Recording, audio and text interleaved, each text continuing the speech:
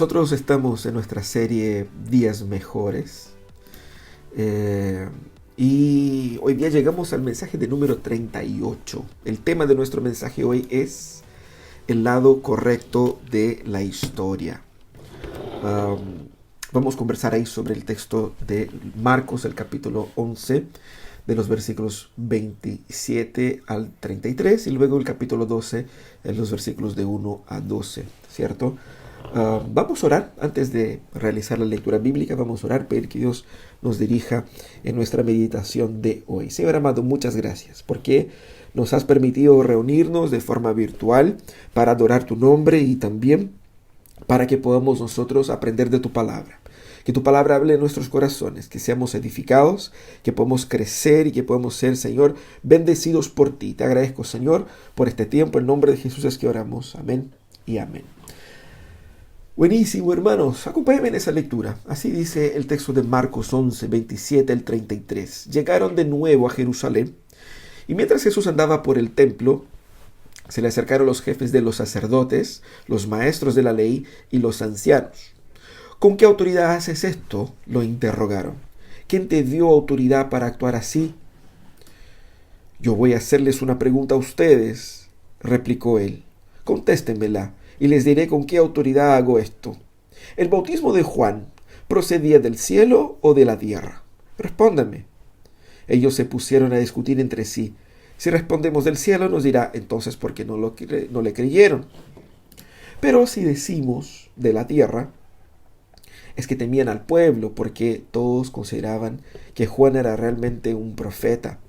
Así que le respondieron a Jesús, no lo sabemos. Pues yo tampoco les voy a decir con qué autoridad hago esto. Entonces comenzó Jesús a hablarles en parábolas. Un hombre plantó un viñedo, lo cercó, cavó un lugar y construyó una torre de vigilancia. Luego arrendó el viñedo a unos labradores y se fue de viaje. Llegada la cosecha, mandó un siervo a los labradores para recibir de ellos una parte del fruto. Pero ellos lo agarraron, lo golpearon y lo despidieron con las manos vacías. Entonces les mandó otro siervo. A este le rompieron la cabeza y lo humillaron. Mandó a otro y a este lo mataron. Mandó a otros muchos. A unos los golpearon, a otros los mataron. Le quedaba todavía uno, su hijo amado. Por último lo mandó a él, pensando, a mi hijo sí lo respetarán. Pero aquellos labradores se dijeron unos a otros, este es el heredero, matémoslo, y la herencia será nuestra. Así que le echaron mano y lo mataron y lo arrojaron fuera del viñedo. ¿Qué hará el dueño? Volverá, acabará con los labradores y dará el viñedo a otros. ¿No han leído ustedes esta escritura? La piedra que desecharon los constructores ha llegado a ser la piedra angular. Esto es obra del Señor y nos deja maravillados. Cayendo en la cuenta de que la parábola iba dirigida contra ellos, buscaban una manera de arrestarlo, pero temían a la multitud, así que lo dejaron y se fueron. Excelente, hermanos. Nosotros estamos hoy día conversando sobre el lado correcto de la historia en ese pasaje que hace referencia a Jesús siendo interrogado por los fariseos ahí, los saduceos, los sacerdotes, los maestros de la ley y los ancianos. Lo que vemos ahí es de cierta manera una lucha de narrativas. Nosotros, al igual que ellos, vivimos también en un contexto de una lucha de narrativas. ¿A qué me refiero con narrativas? Narrativas son formas de describir lo que está pasando, la realidad, pero de cierta manera una forma que describe de manera tendenciosa, describe la realidad con una agenda paralela. Es decir, no se trata de expresar lo que es la verdad, es describir una supuesta realidad. Y esa narrativa sirve exactamente para motivar a que la gente apañe determinado proyecto, determinada visión de grupo, determinada propuesta. Y la cosa es tan así que una narrativa que a nosotros no nos gusta, las llamamos de teoría de la conspiración, ¿cierto? Cuando no nos gusta una narrativa, nosotros llamamos de teoría de la conspiración. Cuando a nosotros nos gusta, sí nos referimos como algo que es así, así son las cosas, ¿cierto? Los hombres ahí en ese entonces, ellos tenían una narrativa sobre qué es lo que era el reino, qué es lo que sería el Mesías y cómo debieran vivir ellos, ¿no? Um, Fíjate que las narrativas siempre contienen algo de verdad, nunca es algo tan descabellado, a menos que uno, no sé, hable de tierra plana, cosas así, pero normalmente tiene algo de verdad para que la gente pueda creer, ¿cierto? Si no, nadie le creería. Es una cuestión así que te engancha con una parte de la realidad, pero distorsiona todo lo demás. Fíjate que la primera narrativa en esos moldes que estamos hablando aquí fue de la serpiente hacia Eva, ¿cierto? ¿Qué dice la serpiente? La serpiente va y le dice, mira, ¿sabe qué? No es verdad que Dios les ha prohibido de comer. Lo que pasa es, y ahí viene la narrativa, lo que pasa es que Dios sabe que si ustedes comen del fruto, van a ser como Dios, ¿cierto? Entonces, esa es una narrativa, es decir, una descripción de los hechos que no es verdadera, pero que te hace entender toda la realidad a la luz de esta descripción, de esa selección de eventos, o de esos ajustes de eventos, ¿no? Y aquí Jesús está literalmente confrontando las narrativas de los fariseos. Ellos tenían ahí un cuento de que el Mesías vendría de una forma política, y ellos también tenían en el trabajo religioso mucha ganancia. Les importaba mucho el tamaño del templo, la cantidad de gente, y ahí entra Jesús. Jesús viene a promover un caos en la narrativa de los fariseos, de los saduceos y de los sacerdotes, porque todo lo que hacía Jesús confrontaba la narrativa de ellos. Jesús no era del grupo de ellos, Jesús no caminaba con ellos, Jesús no compartía de ellos, no estudió en sus colegios, no tenía la unción ni la aprobación de ellos. Jesús surgió de otro lado y se levantaba, pero a la vez también tenía milagros, tenían maravillas, tenían cosas, y que la gente quedaba ahí, wow, y está ese Jesús y están los fariseos, y la pregunta que hacían es, ¿de qué lado está Dios? ¿Cierto? Jesús entrando en Jerusalén, vimos en la semana pasada, en las semanas anteriores, Jesús fue y expulsó a los vendedores del templo. Jesús provocó ahí todo un impacto con su llegada. Era la semana de la Pascua. Jesús sería muerto al final de esta semana. Estamos hablando pocos días antes de que eso pasara. Y obviamente Jesús estaba causando el caos ahí, en ese sentido, en la mente de los líderes religiosos. Y para ellos Jesús era una amenaza. Ellos se veían a sí mismos, dentro de su narrativa, como la parte de Dios, la autoridad de Dios. Ellos tenían la ley, ellos tenían el templo, ellos tenían los oficios, ellos tenían todo. Ellos eran los emisarios de Dios ahí. Y surgía Jesús, y Jesús estaba amenazando el negocio de ellos, pero también de cierta manera amenazaba su cosmovisión. Jesús no estaba ayudando al negocio del templo, porque expulsaba a los vendedores.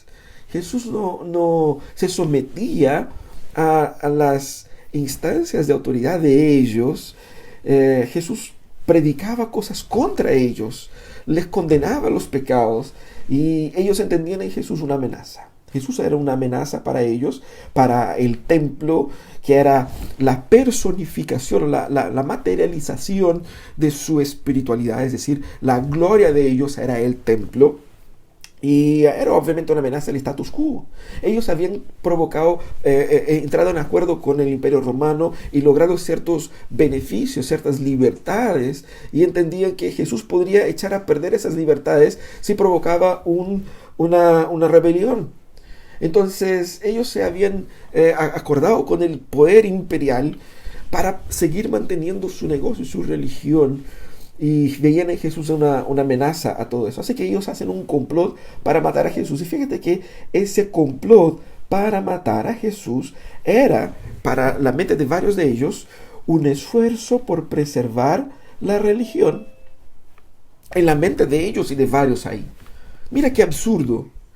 El templo fue hecho y la religión estaba ahí para llevar a los hombres, a los judíos, hacia Dios. Luego viene Dios entrando por el templo. ¿Y qué hacen los líderes del templo? Expulsan a Dios, se ponen en contra de Dios y creen que Dios viene para destruir el templo. Bueno, de verdad lo destruyó, pero reconstruyó con su cuerpo. Ay, bueno, después vamos a hablar de eso. El punto es, la pregunta que quedaba era, ¿por medio de quién está obrando Dios? ¿Por los sacerdotes, los fariseos, los líderes de la religión, o por Jesús? ¿De qué lado está Dios? Y es así como ellos van y confrontan a Jesús. Y vemos en ese texto entonces cómo el Evangelio triunfa sobre las narrativas. Evangelio me refiero a la obra de Jesús, es decir, la obra de salvación que Dios estaba haciendo en Cristo en eso. Cómo triunfa por sobre esas narrativas, en el caso aquí, narrativas religiosas, de cómo ellos distorsionaron la religión para hacer la religión un negocio de ellos, y cómo el Señor viene y confronta estas narrativas y libra obviamente al pueblo de estas narrativas equivocadas, de estas interpretaciones equivocadas sobre cómo realmente Dios trabaja. ¿Cierto? Primeramente tenemos ese texto dividido en dos partes. La primera parte es cuando Jesús es preguntado con qué autoridad hacía eso, y la segunda parte es la parábola que Jesús entrega. En esa primera parte lo que nosotros vemos es Jesús revelando la incoherencia de esta narrativa de los fariseos. Mira qué interesante. Jesús es cuestionado por los jefes. Mira, el texto es bien explícito, dice que fueron los jefes de los sacerdotes. El primer nivel, ¿cierto? La gente del top de línea, ya.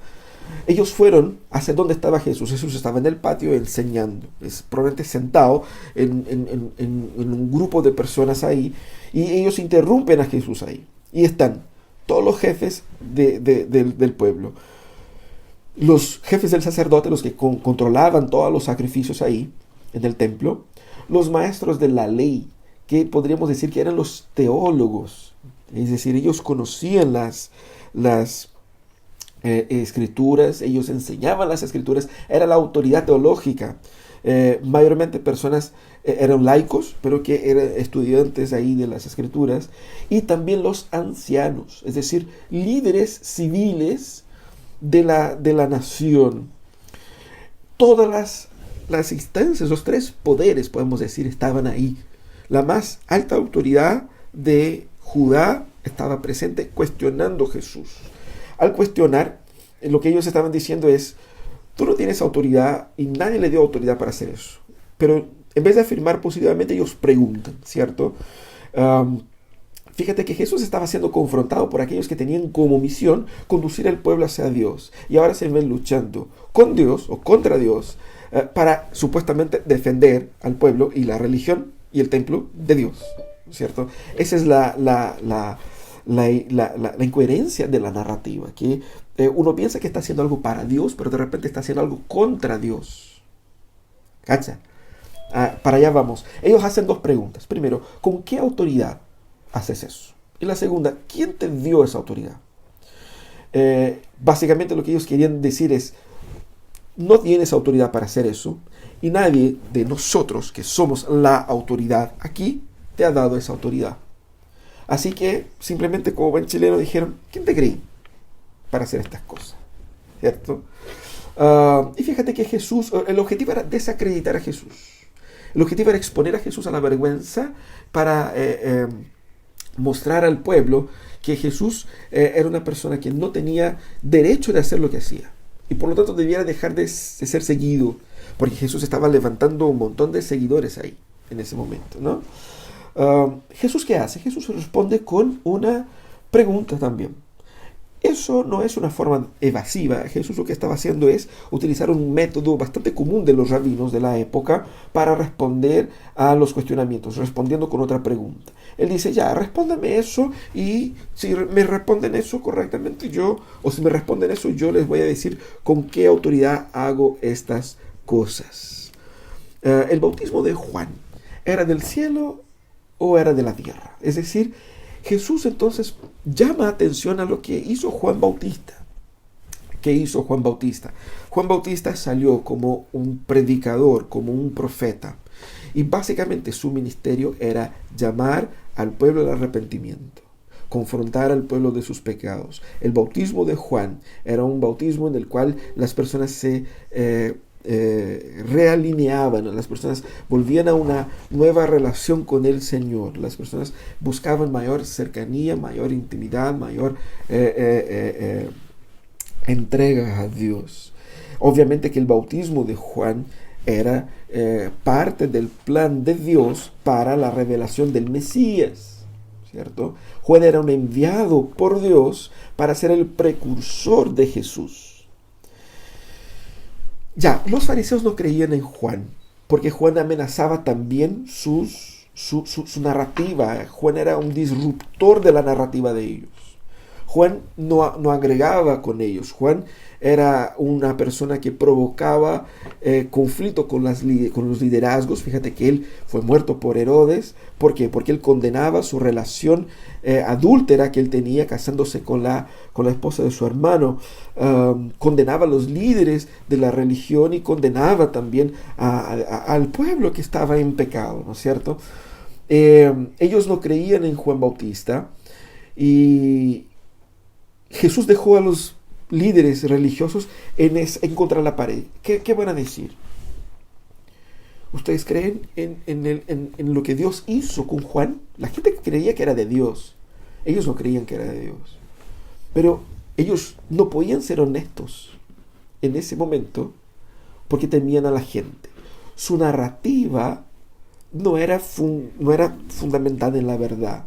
Era una construcción de apariencias, que él tenía que controlar la información de tal manera que no se supiera todo, porque si se sabe todo, se cae toda esa argumentación, toda la autoridad de ellos. Ellos tenían una autoridad personal basada en una narrativa de los hechos, en una argumentación de los hechos.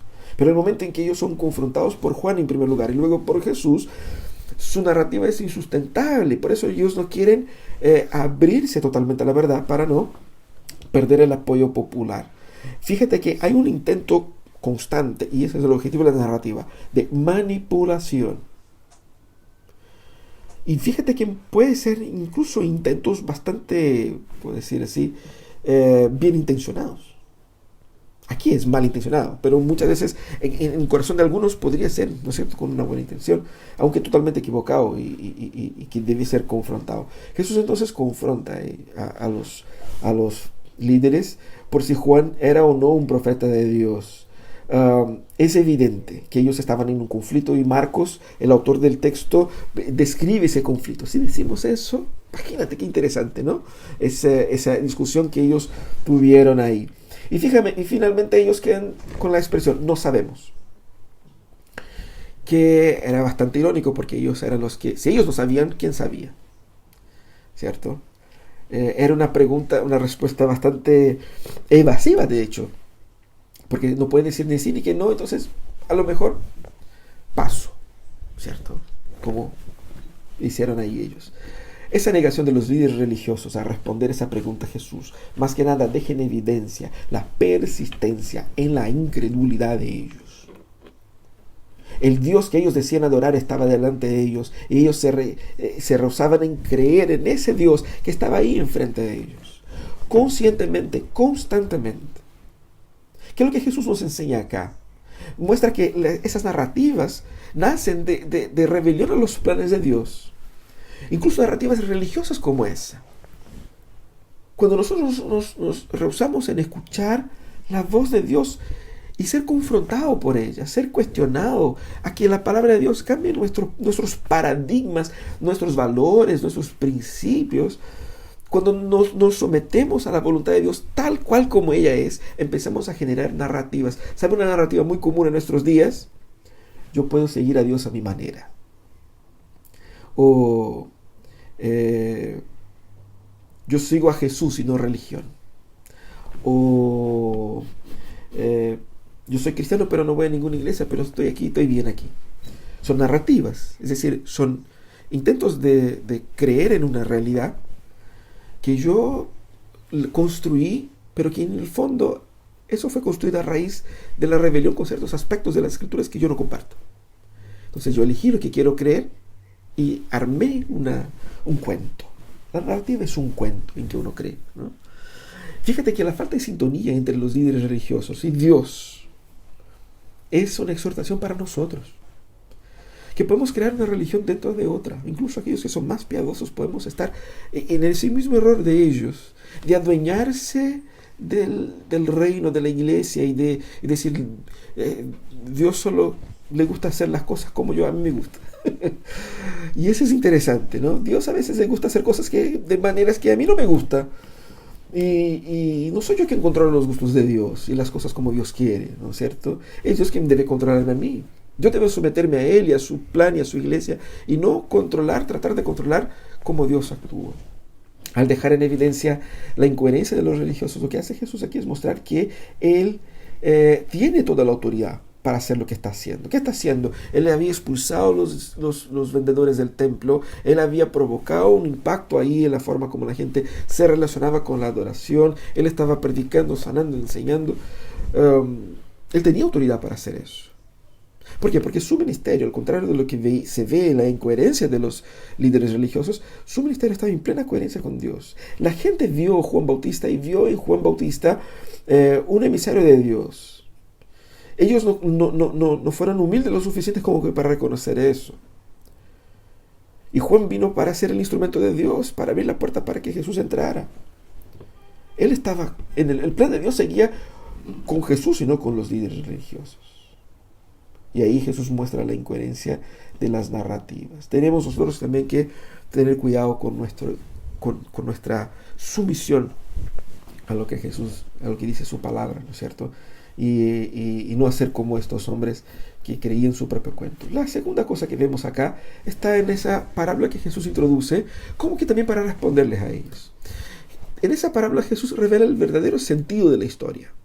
Fíjate qué interesante.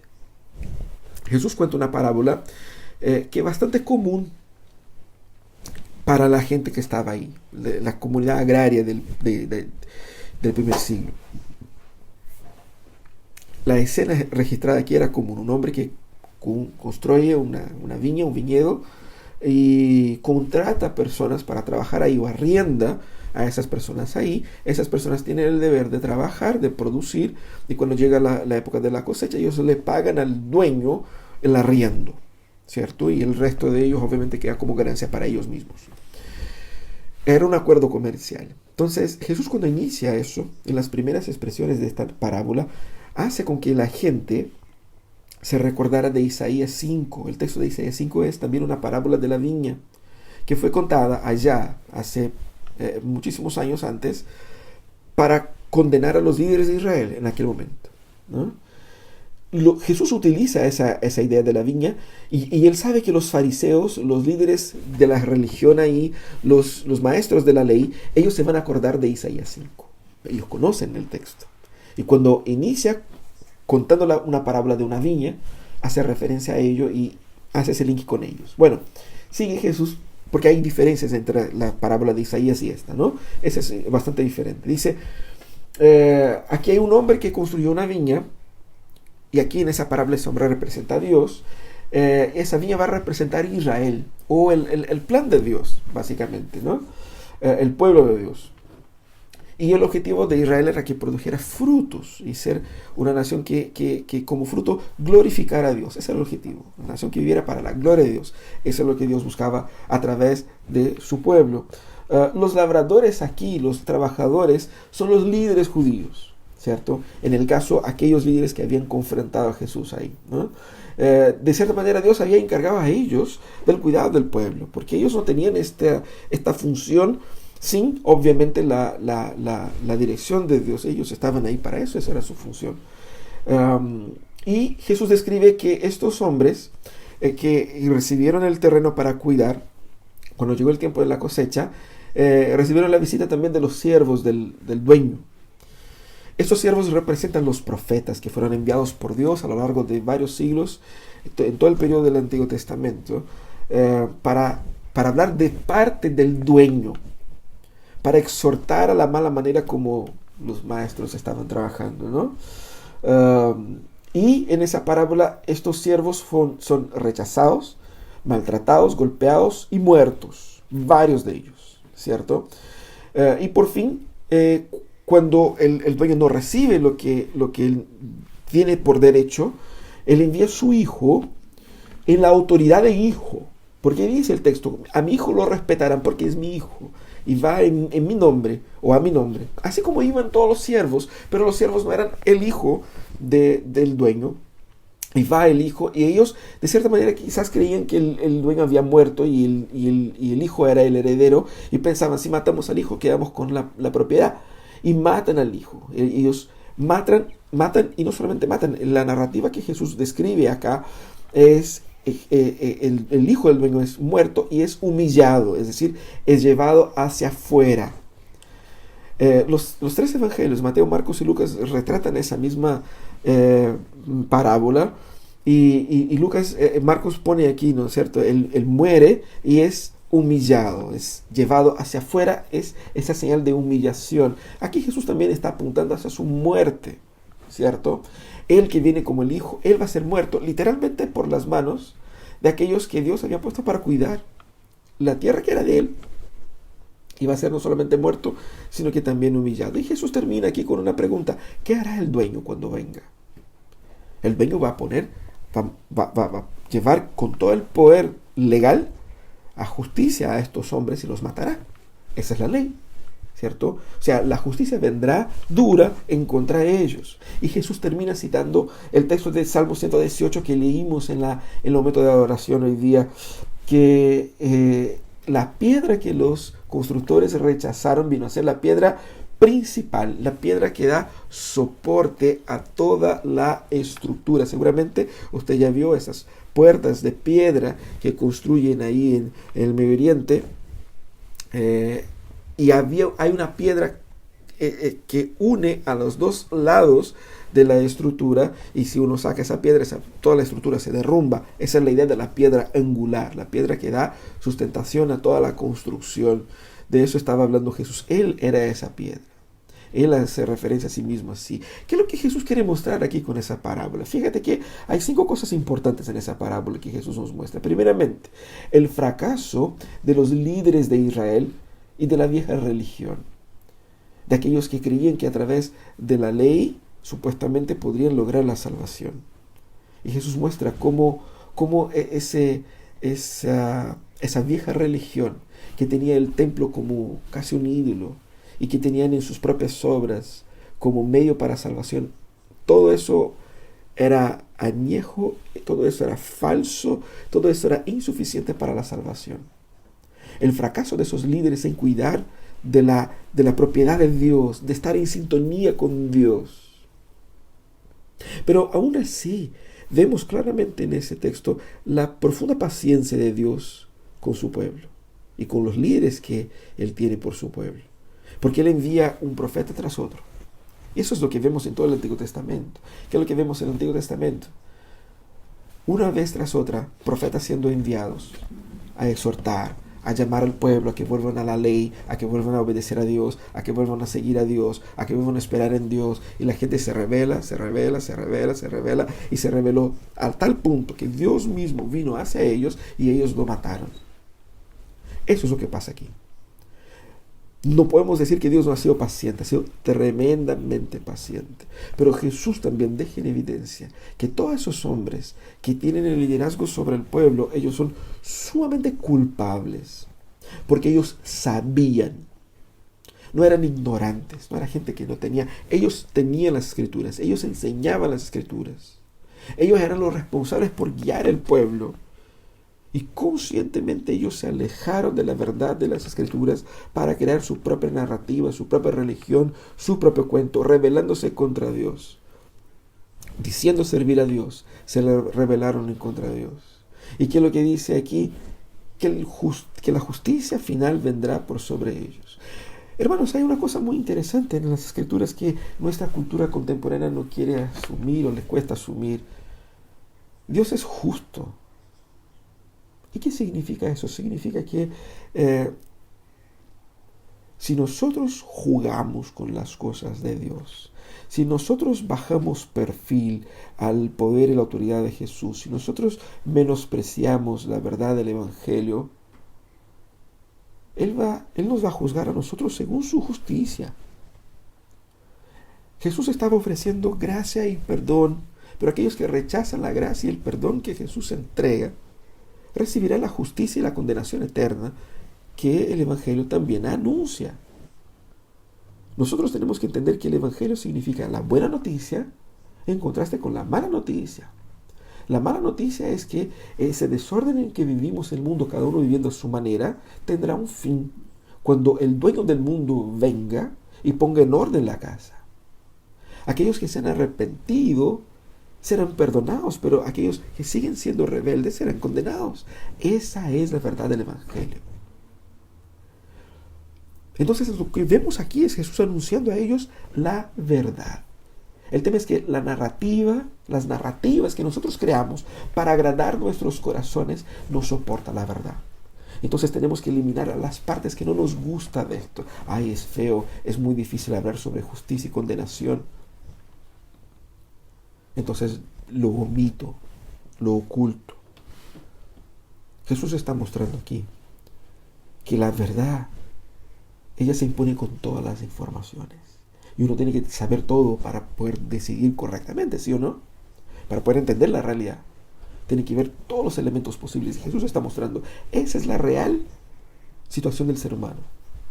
Hay gracia disponible, pero también hay una justicia que llegará al final para todos aquellos que siguen y persisten como estos hombres en rebelión en contra de Dios. Jesús termina el texto aquí como afirmándose sobre sí mismo, Él siendo la piedra angular. Pero fíjate que Él dice, la piedra que los constructores rechazaron.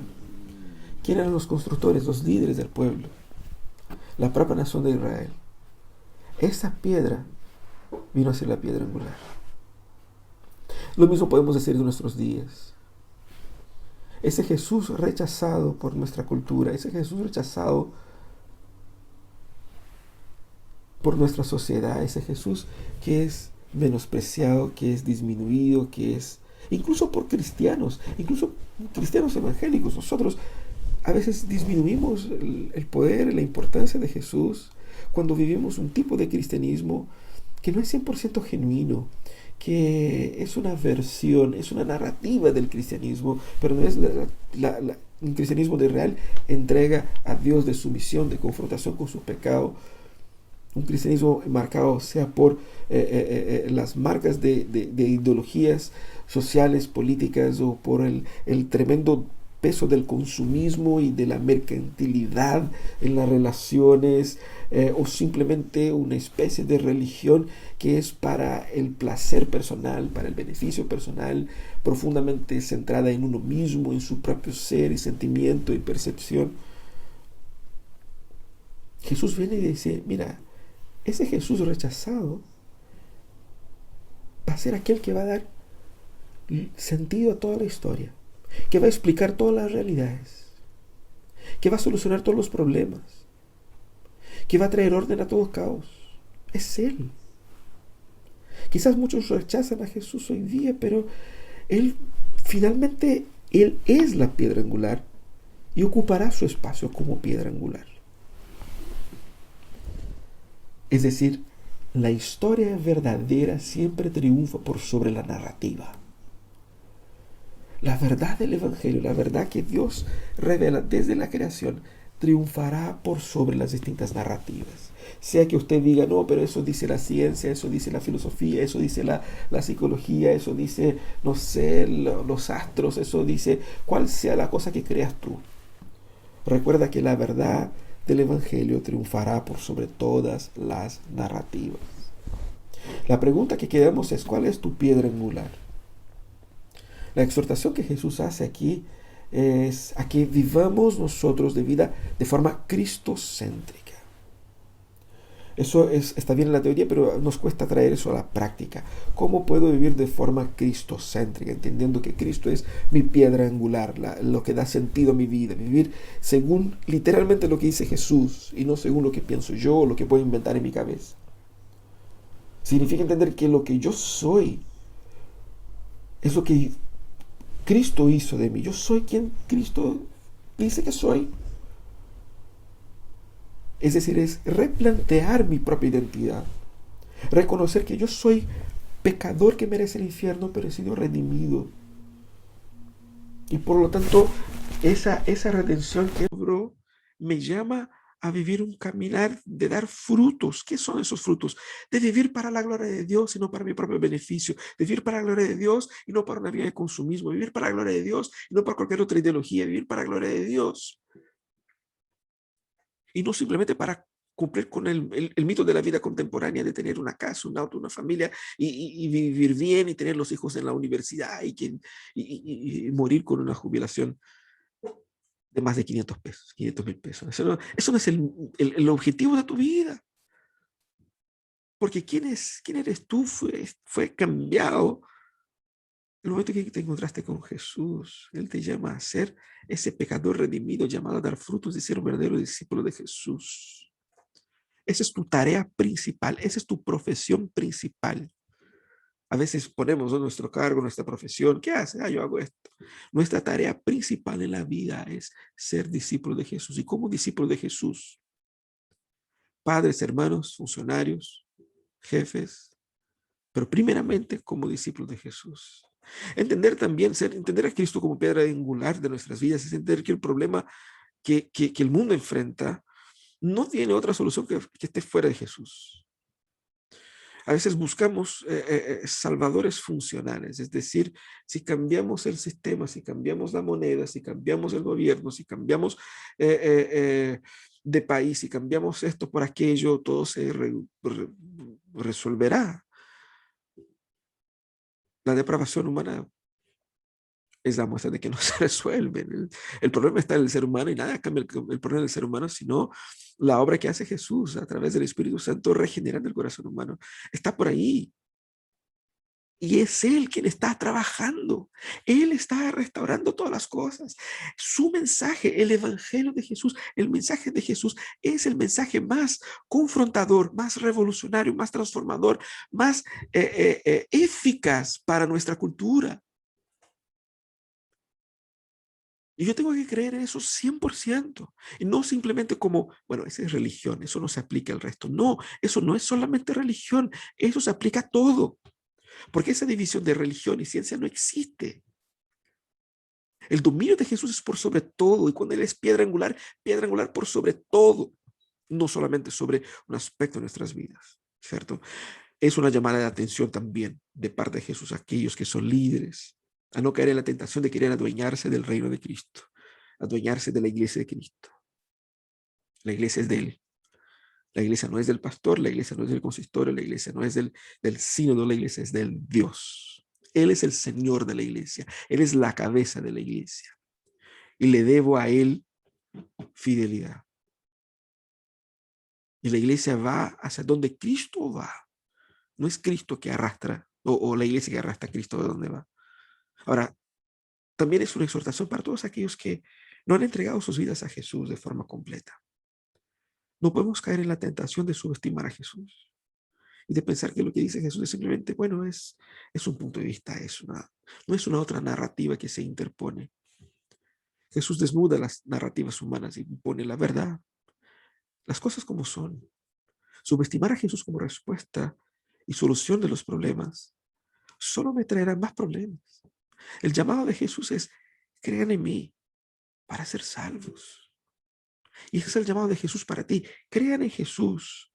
Entreguen sus vidas a Él. Reconozcan sus pecados. Y reconozcan que solo en Él hay perdón y restauración y cambio de vida para ser salvos. El Evangelio es la buena noticia de que es Dios, de que Dios nos acepta a su lado. Dios, Él nos acepta, Él nos invita, Él nos llama. Y el lado de Dios es el lado correcto de la historia. Y Él no lo hace solamente, tan solamente por su gracia. Su gracia nos acepta ahí. ¿Cómo entender la historia? Como Dios la entiende a través del Evangelio. Vamos a agradecer a Dios, vamos a orar, vamos a pedir que Dios nos dé de su gracia y misericordia en ese momento. Señor amado, nosotros eh, te suplicamos que nos permitas aprender más y más de ti, Señor. Eliminando de nuestros corazones, de nuestras mentes, todas estas teorías por sobre cómo el mundo debiera funcionar, teorías que son divergentes de lo que dice tu palabra. Ayúdanos, Señor, a entregarnos de forma honesta, completa y verdadera hacia ese Jesús que viene a desnudar nuestras mentiras y que podamos, Señor, tener un corazón sumiso a la autoridad de Jesús, al poder de Jesús, al amor de Jesús, al perdón de Jesús. Te pido, Señor, que puedas obrar en nuestros corazones, dando a nosotros la percepción de que nosotros te pertenecemos a ti. Te alabamos, Señor. Oramos en el nombre y en los méritos de Jesús. Amén y amén. Amén. Que Dios nos bendiga.